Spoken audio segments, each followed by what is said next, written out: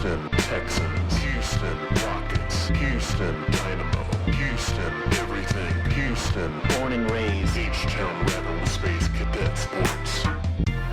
Ladies and gentlemen, boys and girls, children of all ages, folks of all stripes, and distinguished guests, put your hands together for the Space Cadet Sports Podcast. Houston, we have Paul Salazar Jr. Hey y'all, welcome back to the Space Cadet Sports Podcast, your Houston sports podcast for diehard Houston sports fans from a diehard Houston sports fan. I'm Paul Salazar Jr., your favorite diehard Astros fan podcaster. I'm a writer, comedian, actor, creative multi-hyphenate, and of course, I'm a proud Houston native, and I have the receipts to prove it. I was there that fateful day when that H with a mustache was born, and he became the mascot for the Houston Livestock Show and Rodeo. That's right, y'all. I was there. I spent the last decade or so as a comedy writer in Los Angeles, and now, well, I'm podcasting. That's what happens when you hit 10 years out here in La La Land. You start absent-mindedly calling it the 10 instead of I-10, and the mayor shows up and gives you a podcast. Welcome to said podcast. You know, Space Cadet Sports started as a passion project because most media is infuriating as a die-hard long-term fan of the Houston Astros and your Houston sports teams. Here at the pod, we aren't doom and gloom casual fans. You're not going to get the anger and hate here, or worse, the national media haters. You know, we love our team and root them on and want to try to discuss the ins and outs of them without too much homerism. The key word here, of course, is try. This is where you go for the good vibes, not the hot takes and usual crazy anger and frustration that you find in sports broadcasting. Welcome returning listeners and welcome new listeners to what my brother calls the Paul Broadpod Ball Blog. Hey brother, shout out to Jesse, Victor, and all Arrested Development fans out there. Go ahead and check out spacecadetsports.com. spacecadetsports.substack.com. Apologies there for the full blog experience, or the full blog experience, depending on your interpretation of my pronunciation there. We are recording this transmission here in sunny Los Angeles, where I'm joined, as always, by my co-host and co-producer, The Roz. To my Fraser, Carla, the dog, is here with me. Long-time listeners of the podcast know that she may get on mic from time to time. She's got the hot takes on this podcast. Long-time listeners also know I never do my vocal warm-ups. Got a bit of a mush mouth going here. On this episode, we're going to try to talk about your Houston Rockets. It's tough. It's been a tough couple of days. We're going to talk about your Houston Texans in the draft. And, of course, we're going to check in with our Houston Astros and maybe, if there's time, even stop by Dynamo Corner. You're here for all your Houston sports needs. We're here to help you with them. So we're definitely gonna try to get into that before this long introduction of this podcast continues. Before it actually finishes, I should say, I do want to give a quick good day, mates, to all of the Australian listeners out there. If you've listened to this podcast, you know exactly what I'm talking about. If you're new here, just go tell an Australian or a Houston fan about us. That's all you need to know. We're going to go ahead and start off talking about our Houston Rockets. We have too much to talk about this podcast to goof off for too long, as much as I'm always trying to fit in as many jokes as possible. It's time to talk some sports. The Houston Rockets lost Game 3 in Golden State against Golden State, 104, I should say. It was a tough game. I was very frustrated. The Rockets, kind of held on to a lead for most of this game, just to slowly get outlasted towards the end of the game in the second half. The last part of the third quarter, the fourth quarter, obviously the last couple of minutes of the game just being really tough to watch for Houston fans. For those of you who kept the receipts from the last time I talked about the Rockets and Warriors, you know that I am bullish on the Houston Rockets being able to outlast the Warriors in a 7-game series by saying my prediction was the Rockets 1-7. Watching this game, watching them struggle for offense, watching Jalen Green struggle, watching Alperen Sengun struggle as well, missing a couple of shots that we're really hoping he would hit, missing a dunk, little things that slowly started to add up when there was no offense coming from anywhere else. So Alpi really shouldn't deserve that much criticism. We're just saying, in the playoffs we were hoping for a little more from Alpi, and definitely hoping for a lot more from Jalen Green. Jalen Green is still young. Jalen Green has had some tough ups and downs in his career trying to find consistency. So it isn't too much of a surprise for me that Jalen Green is struggling to find consistency young into his playoff career. I'm definitely hoping that he figures it out, finds some consistency, and finds that edge, finds that way into attack, and finds some points. But you really, at this point, you do have to credit the Golden State Warriors for game planning and going out there and actually executing that game plan defensively against Jalen Green to shut him down for 2 of the 3 games in this series so far. For tonight, obviously, it goes without saying that we need Jalen Green to have more than 20 points. We need him to score. We need him to score in bunches to carry this team offensively. It was tough. It was tough all around. I think we're looking at some personnel changes for this Rockets team to hopefully do better offensively. There has been a lot of people saying that perhaps this is time to get better spacing on the floor. Maybe Amen Thompson. We can dial back some of those minutes because he really hasn't been that much of a threat offensively in this series, and maybe the floor needs better spacing for Jalen. Maybe Jalen will be able to get better looks if the Golden State Warriors weren't able to cheat on defense as much and lag off of some of the shooters or the non-shooters on the floor with Jalen Green a lot of the times. I do see that potentially being a way to get Jalen Green some more spacing, but also, we see what happens when we're struggling defensively against Steph Curry. I mean, even in Game 3, watching front-facing Steph Curry trying to play Curry as tight as you can, it just takes a little bit of space for Curry. And once he starts heating up and once he starts feeling it, it's just like an NBA Jam character or something. He's on fire and everything he touches is just going in and looks incredible. I do understand that, wanting better spacing for Jalen. I guess the thing is are you willing to give up some of that defense for some of that spacing? Now, obviously, going from Amen Thompson to Jabari Smith Jr., you're not losing that much defense, but losing just enough that will it matter in the grand scheme. I do think that the Rockets are going to look for offense. I think they're going to look for better spacing. I just don't know if head coach Ime Udoka is going to change the starters. We will have to see. I do think that rotation is going to be looked at. I think if you remember in the previous podcast, I mentioned that I think maybe Aaron Holiday can play some more minutes. Maybe that gets you some shooting. Maybe Fred VanVleet playing all those minutes isn't a good thing.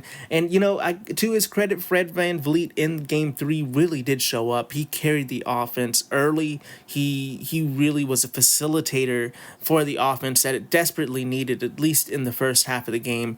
It kind of trailed away in the last half of the game a little bit, but he was able to find some offense. He was able to threaten the defense and keep them honest, and he was able to facilitate out there. So obviously, maybe the criticism of Fred VanVleet was a little strongly said here, and I'm not saying that I wasn't never saying Fred VanVleet's cooked, he's done, he's washed. I was just saying maybe we need to mix it up a little bit, but he has been playing good defense. He has been a field general on the court. I truly think that a little bit of Holiday just to give him some rest here and there, but I don't think that Holiday is going to be starting over Fred or anything like that. So we will look at how the minutes play out there, how often they play the double big lineup. If the double big lineup is only out on the court when Curry is not on the court, to help not get Adams on Curry happening too frequently. But Steven Adams has been amazing for the Rockets this series. I really think, a lot of people were very dismayed after this game. In my Houston text thread, my Houston text chain, a lot of my friends, it's like that was a series. And I get it. Game 3, that seemed very winnable. It seemed like without Jimmy Butler on the court, that was the game for the Rockets to take. I will say, calmate. I do think that this team can bounce back. Now, it's going to take a lot, but I think that the Rockets are a mentally tough team. I think Ime Udoka is an amazing coach, and I think that he can coach these guys up to get them to bounce back, to play some tough games. That's what he's here for. He's here to help this team win tough games. I really think, I believe in this team, and I believe that they're going to make the adjustments and win this game tonight. Now, you're probably saying, why, Paul? Why do you believe this? Where is the evidence? Show us why this is no cap. show us why. And my reasoning, maybe it might be a little illogical. Maybe it might be a little homerism. Just you can be Marge because you can call me a homie. But truly the thing is, I think the Warriors are gassed. I think that the Warriors as a team hasn't been playing this intense, whereas the Rockets, Coach Udoka has been getting these Rockets playing intense games, playing intense effort, and giving it 110% every game this season. The Rockets are young. They don't look gassed. They don't look tired. It also, a big sign for me is like the Rockets didn't give in to any of the Warriors shenanigans or Draymond Green shenanigans. Sure, there was a thrown towel, there's been some text, there's been some talking back and forth, but there hasn't been a big fight or ejection. And going into Game 3, it felt like there was just going to be a fight. It felt like, these two teams were going to punch each other after Game 2. But you have to credit both teams and their staffs. You want the teams to be angry. You want them to be chippy, but you don't want them getting into fights. Truly. I know. This is kind of a lame take. All of the people out there are going to be like, in the 90s, we would just go, bro. I know you, Paul. I've seen you get into fights on a basketball court over nonsense. Yeah. Sure, but that's not the way to be. Violence is never the answer, folks. Listen, young kids, violence isn't the answer. We want this team to win a playoff series, not win a fight. So I'm proud of the guys for not taking the bait from Draymond Green, who we all know. I'm with Jalen Green. There's not a lot that Draymond does out on the court that really brings that is up to the playoff caliber in the NBA right now. Everything he does on the court is better than what I could do on the court, and arguably probably better than what I do on a podcast. Draymond Green's a professional. He's great, but he's just a baiter. He just talks and he baits people into getting angry. I've said it. The only thing he's great at is baiting. He's a master baiter. He is amazing at baiting, and I feel like Jalen Green making fun of him, saying the only thing he can do is talk, is hilarious. We're here for it, Jalen. We're here for the trash talk, but that's what it is. It's talk. It's back and forth. We actually don't want these players to get into fights. We don't want them to get ejected from the game, because everybody in that Rockets rotation is incredibly important to that rotation, and we need them if we want to win playoff games. So don't fall for the bait. Don't fall for the anger. Stay strong and try not to foul out, because I truly think the game really started to spiral when Dillon Brooks was off the court, and just that's all it takes is one less person part of that rotation. Dillon Brooks is one of our better help defenders, one of our stronger defenders. We truly need him on the court, not because for offense or for getting into it with Draymond or being a tough guy or anything like that, but because we need him on the court in crunch time against those lineups with Curry in it. So the keys to this game, obviously getting Green going, getting Şengün going. We need a consistent offense, that goes without saying. Maybe that's through spacing the floor, maybe that's just through pace. Either way, this team needs to find consistent offense. And on the defensive end, they just can't give up. I think that they can outlast this Warriors team. And part of the reason why is I really never got to it, but here it is. The Warriors are more gassed than the Rockets. They only had 1 day off. If you look at Curry after the game, if you look at Draymond Green after these games, they look old. They look tired. They still look like the Warriors, and we should still respect them. And we know that they could beat us / should beat us in a 7-game series.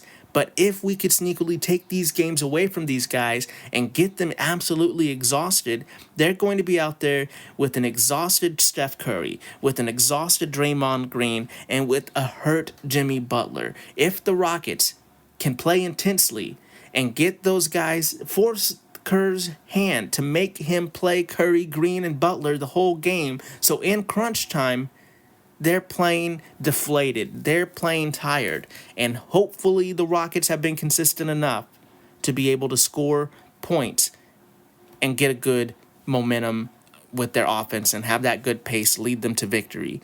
We will see. I know I'm being optimistic and I'm calling for them to win Game 4, but I'm calling it Rockets win Game 4 and they keep pushing this series. And hopefully they'll be able to win in 7, like I said, by just outlasting a slightly older, slightly more tired team where I truly believe their role players are not as good as the role players that the Rockets have. But they're going to have to prove it for me. They're going to have to go out there and prove it for me in this game, and I'm hoping they do right by your Theo Paul. We're going to take a quick break. We'll be coming right back to talk about your Houston Texans and their draft picks, and later we'll talk some Astros. Houston Astros, Houston Texans, Houston Rockets, Houston Dynamo, Houston everything, Houston, born and raised, H-Town Rebel Space Cadet Sports. Hey y'all, welcome back. Let's talk about your Houston Texans. They traded out of the first round. They traded down to get some more draft picks, and they did fairly well with those draft picks. I know I was definitely hand-wringing worried about the Texans. A lot of offensive linemen went in the first round. The Texans were wanting to trade up. They weren't able to trade up, so they had to trade down. So I got a little nervous. I'm not going to lie. I feel like I wrote an article about this. I tried to be a little tongue-in-cheek. I tried to let y'all know that I was nervous, even though obviously Nick Caserio and the Texans have proven they know what they're doing. But I was nervous because I'm looking for that offensive line help. I'm looking for them to get some more weapons for C.J. Stroud, and I was worried about them.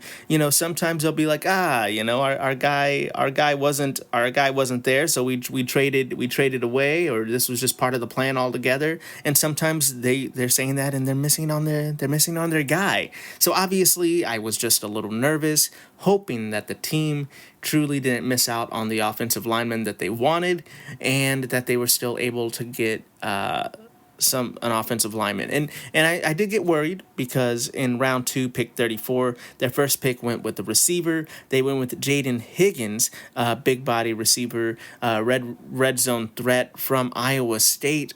Obviously, that's a player that could immediately have an impact on the field. He's quick. He has he's known. He's really known to be kind of that red zone threat. He's known for his blocking. We're hoping that he can slot in as a slot receiver with Nico Collins and Christian Kirk there, and give CJ an extra weapon. He truly does look good. I never am gonna sit here and act like I am somebody that I'm not. I'm not a scout. I'm not Mel Kiper Jr., okay? I didn't watch tape on all of these players. But looking at Jaden Higgins, looking at what he profiles as, looking at his player comps and stuff, I really do like this pick. I think he obviously has a swarm mentality that the Texans have. I think the fact that he's committed to blocking, the fact that he has that big body, the fact that he he has a lot of things going for him as just a pure raw offensive weapon, I feel like the Texans were very excited about that. What gave me cause for concern was that it wasn't an offensive lineman. And for those of you who have been following, you know that I've been wanting this team to fix that line. And I've also been kind of carrying the water for this team and Nick Caserio, saying that they didn't get a lineman in free agency because obviously they're loaded up to get a lineman in the draft. And them not picking a lineman in the first round and not with that first pick, I started to worry. But then they kind of they quelled that fear with Ariante Ursary. And apologies, folks, to this is the time of season where I always want to apologize to people because I am pronouncing names for the first time. A lot of times I get it wrong.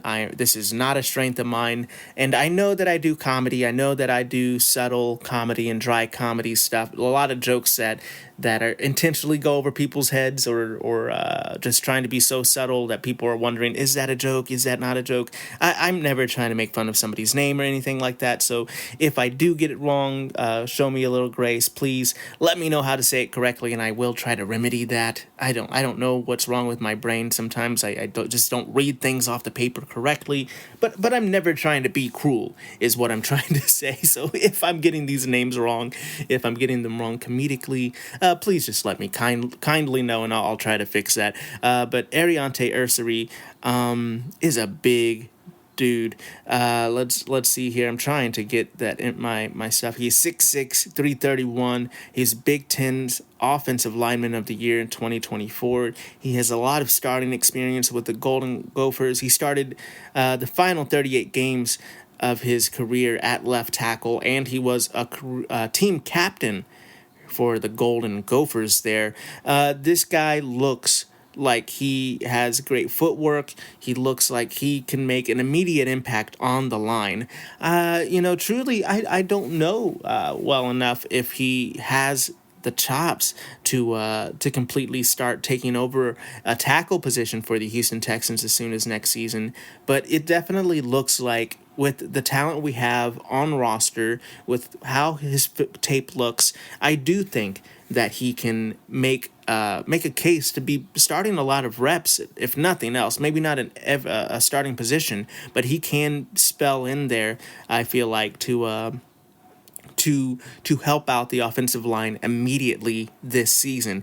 At what position, that I don't know. I mean, I do think that the Texans offensive line they're going to need to figure that pecking order out. But this kid might be a solution to be an immediate impact player on day one, just like Jaden Higgins.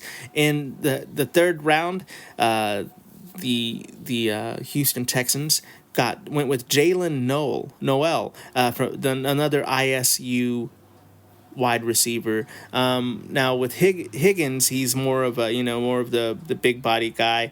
Noel is slightly more traditional, a little smaller in his size. He definitely is also known to be kind of a gadget player. He's got a lot of skills. He's got a lot of speed.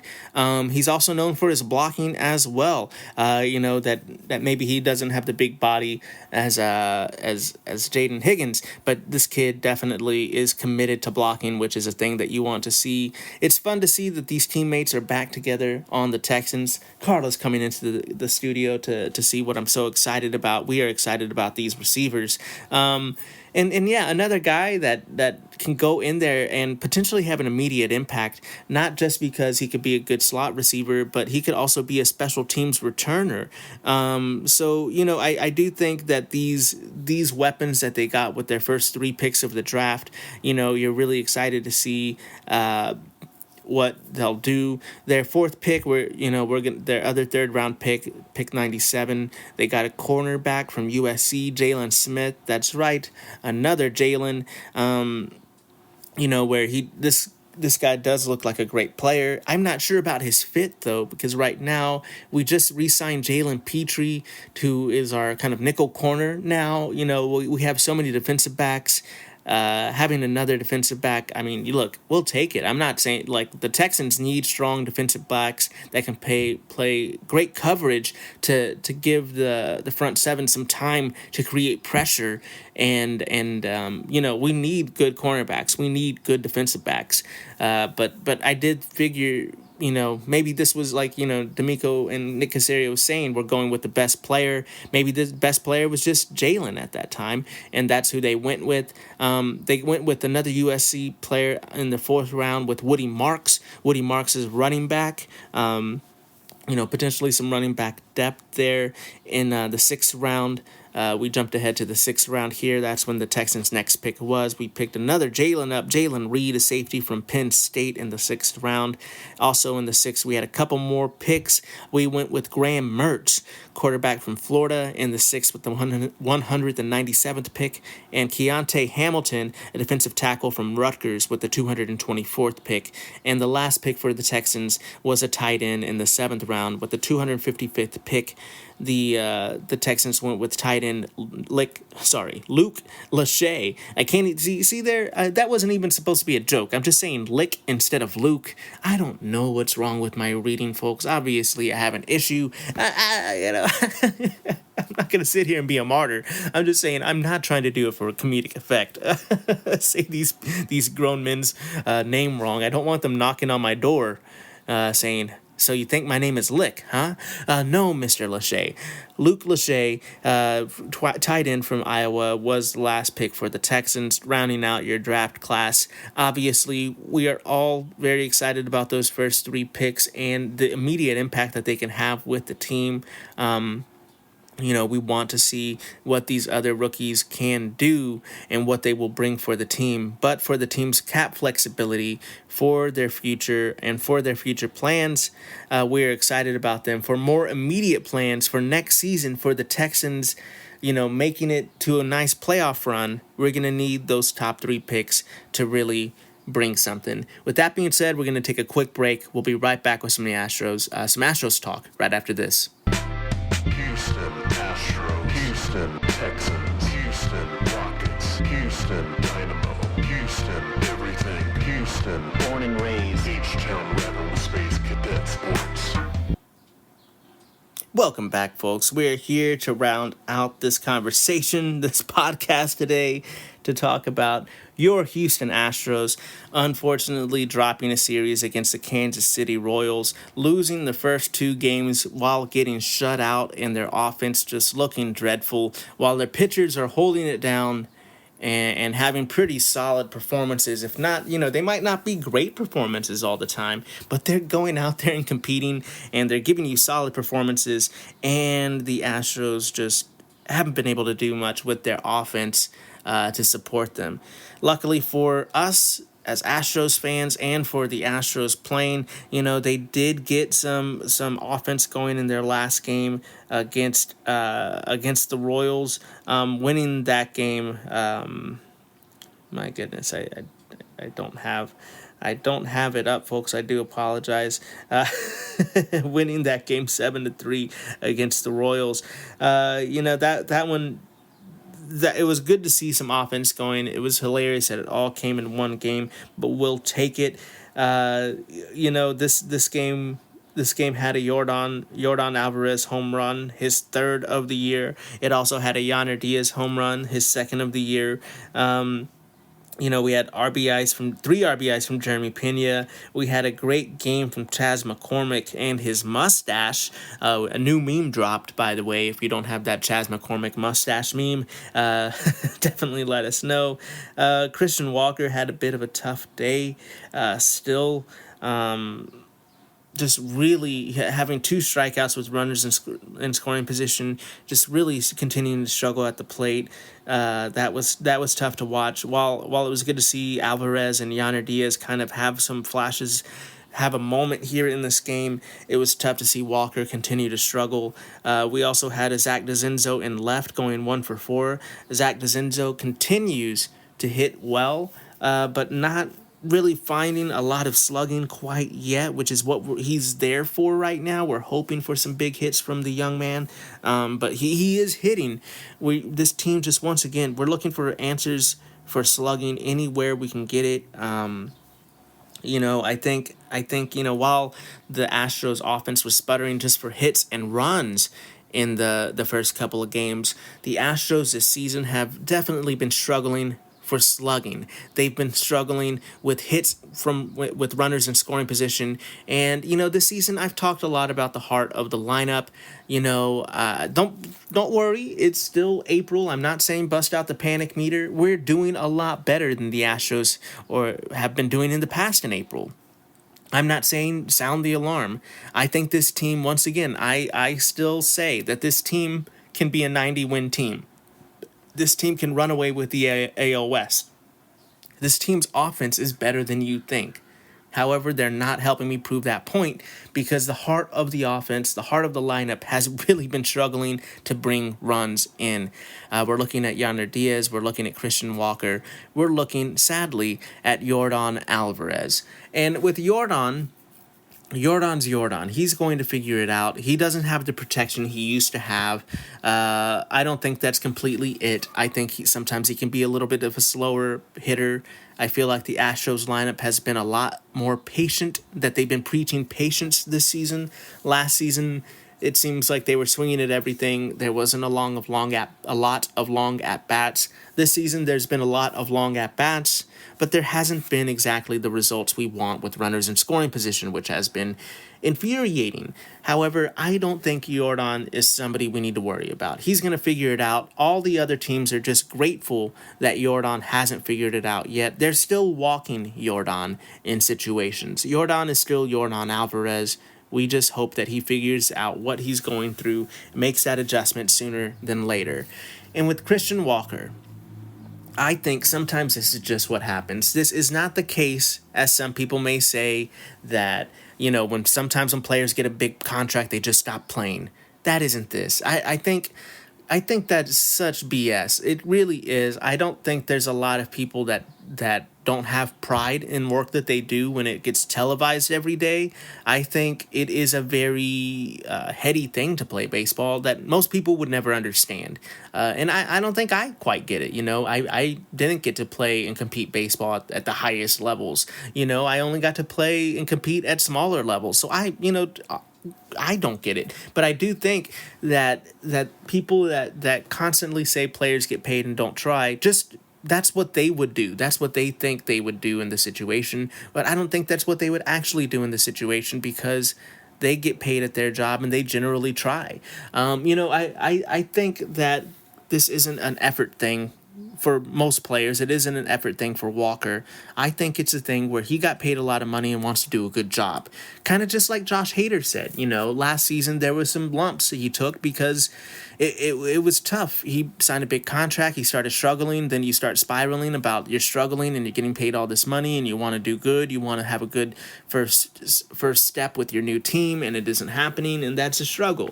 And baseball is a sport where you can't be thinking too much. If you're overthinking, it can be a problem at times. You need to, just do the thing you're supposed to do, whether it's the thing that you've always done or whether it's the thing that the coach just told you and you need to make that adjustment going forward. It's not time to be thinking too much. It's time to take action. And see, I know this from baseball and I know this from improv. So see, I'm speaking from a point of view that knows what he's talking about. There you go. There you have it. But no, I do think that there's a little bit too much thinking for Christian Walker right now. And that's tough. And hopefully he can break out of it soon. We're going to take one quick break. Hang on.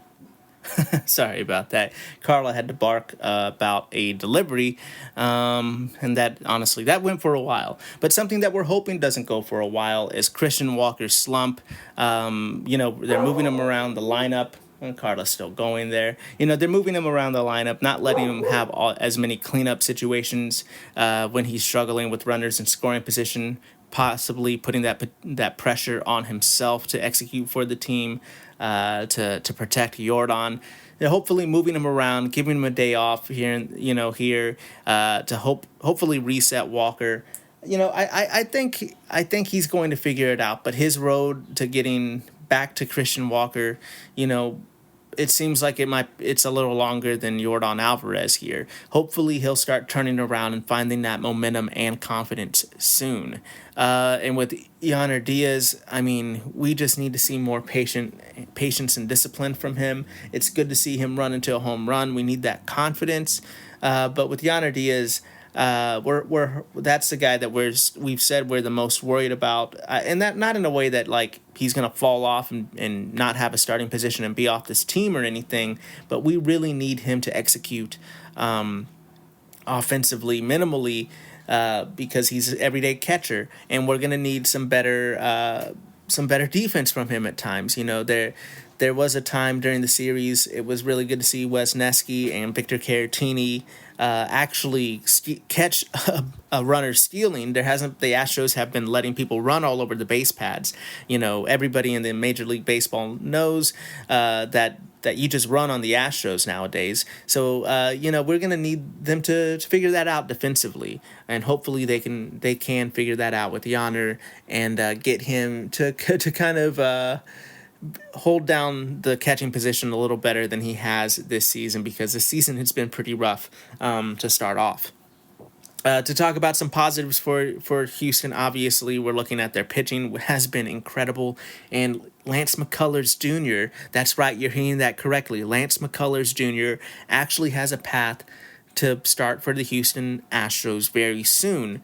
Actually making the problem for the Astros being that they have too much pitching all of a sudden. What do you do with Wesneski? What do you do with Gusto? What do you do potentially when Arrighetti and Lance McCullers Jr. is coming back? Then Christian Javier may come back later.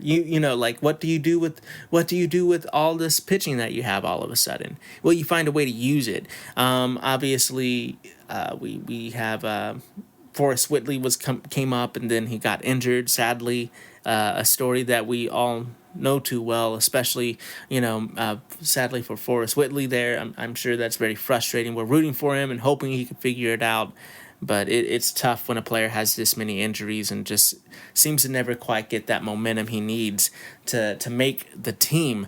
We will see what the Astros pitching looks like. I think McCullers, he will be in the rotation. I don't think he will be a bullpen arm, at least unless he shows up and shows that going long is not what he can do. However, he's doing that in the minors, so I don't anticipate that being a thing. So we'll see what McCullers can bring. It would be great to have another ace in the rotation. But we're looking ahead to this Detroit series, which actually is starting right now as of the recording of this podcast. I have it going on the iPad right now. It is 0-0. We're looking at this Detroit series. We're looking at playing an amazing team right now. The Detroit Tigers are 18-10 this season, and they are a wily team. They are a tough team. AJ Hinch has that team overperforming and very confident. I will say that this will be a tough series for the Houston Astros. I think that they will have to figure. I'm not worried about their pitching. In this series we have Ronald Blanco going. I'm trying to pull up my schedule here. We have Ronald Blanco going in this first game against Flaherty. In game 2 here, goodness. You'd think that I would have this ready to go. You think that I would. Usually I do, and then they reset the screens. Gusto is pitching in the second game against Reese Olson for the Tigers. And for the third game on Wednesday, wow, this is this is really a struggle for me. The Tigers have Jackson Jobe, young righty Jackson Jobe pitching for them, and it's a TBD for us. Potentially Wesneski. That's Wesneski's start in the rotation. However, in the last game, very subtle thing, something that I believe Sparky on Astros radio pointed out first before anyone else, but I've heard it said by a couple different Astros talking heads now. Wesneski's arm position when he's throwing the ball. His angle was slightly adjusted. Things just didn't quite look right for Wisniewski in that game. So there's a potential that maybe there's some little adjustments he needs to make, or maybe that he needs to take a day off. Obviously coming from the Cubs organization, he wasn't a starting pitcher.